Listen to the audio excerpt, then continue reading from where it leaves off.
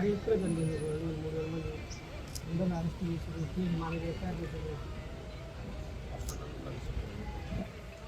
పొద్దున 2 గంటలకు వచ్చేస్తారు, మమ్మల్ని అరెస్ట్ చేస్తున్నారు. నిన్న రేవంత్ రెడ్డి గారు ఇక్కడ వచ్చారన్నా కూడా నైట్ 2 గంటలకు వచ్చిండ్రు చేసి 2-3 సార్లు వాళ్ళు ఉన్నారు. ఇంటిని కూడా వాళ్ళని కొట్టి తీసుకొని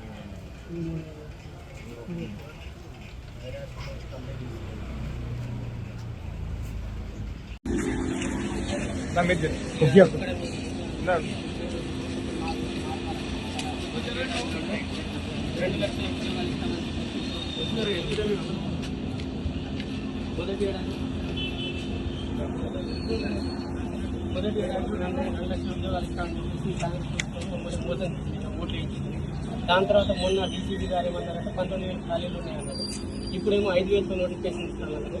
మెగా డిఎస్సీ అన్నారు. ఇప్పుడేమో 23,000 టీచర్ స్కూళ్ళను బంద్ చేస్తామన్నారు. టీచర్ ఉద్యోగ నోటిఫికేషన్ కూడా ఇచ్చే పరిస్థితి లేదు.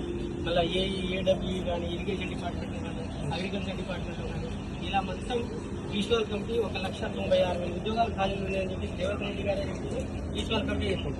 కానీ వీళ్ళు ఉద్యోగాలు భర్తీ చేయకుండా ఉద్యోగాలు 60,000 ఇచ్చేసినా 30,000 ఉద్యోగాలు ఇచ్చేసిందని చెప్పి అబద్ధం మాట్లాడుతున్నారు. మా నిరుద్యోగులకు మోసం చేస్తారు.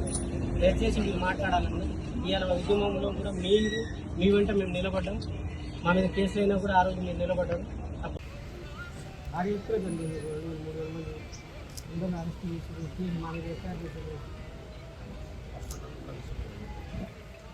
పొద్దున 2 గంటలకు వచ్చేస్తారు, మమ్మల్ని అరెస్ట్ చేస్తున్నారు. నిన్న రేవంత్ రెడ్డి గారు ఇక్కడ వచ్చారన్నా కూడా నైట్ 2 గంటలకు వచ్చిండ్రు చేసి 2-3 సార్లు వాళ్ళు ఉన్నారు. ఇంటిని కూడా వాళ్ళని కొట్టి తీసుకొని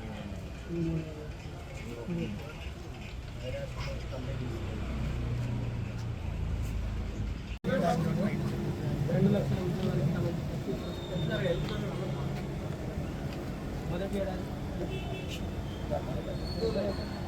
మొదటి ఏడాది 2 లక్షల ఉద్యోగాలు ఇస్తామని చెప్పేసి కాంగ్రెస్ ప్రభుత్వం మమ్మల్ని మోసం చేసింది, ఓట్లు వేయించింది. దాని తర్వాత మొన్న డీసీబీ గారు ఏమన్నారంటే 19,000 ఖాళీలు ఉన్నాయన్నారు. ఇప్పుడేమో 5,000తో నోటిఫికేషన్ ఇస్తామన్నారు. మెగా డిఎస్సీ అన్నారు. ఇప్పుడేమో 23,000 టీచర్ స్కూళ్ళను బంద్ చేస్తామన్నారు. టీచర్ ఉద్యోగ నోటిఫికేషన్ కూడా ఇచ్చే పరిస్థితి. మళ్ళీ ఏడబ్ల్యూ కానీ ఇరిగేషన్ డిపార్ట్మెంట్ కానీ అగ్రికల్చర్ డిపార్ట్మెంట్ కానీ ఇలా మొత్తం ఈశ్వర్ కమిటీ 1,96,000 ఉద్యోగాలు ఖాళీలు ఉన్నాయని చెప్పి రేవంత్ రెడ్డి గారు ఈశ్వర్ కమిటీ చేశారు.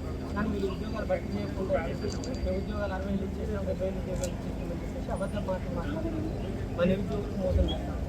దయచేసి మీరు మాట్లాడాలన్నా. ఇవాళ ఉద్యమంలో కూడా మీరు మీ వెంట మేము నిలబడ్డాం. మా మీద కేసులు అయినా కూడా ఆ రోజు మీరు నిలబడ్డారు. అప్పటి నుంచి మేము తిరిగినాం. ఇలా ఈ నీళ్లు నిధులు నియామకాల ఉద్దేశంతో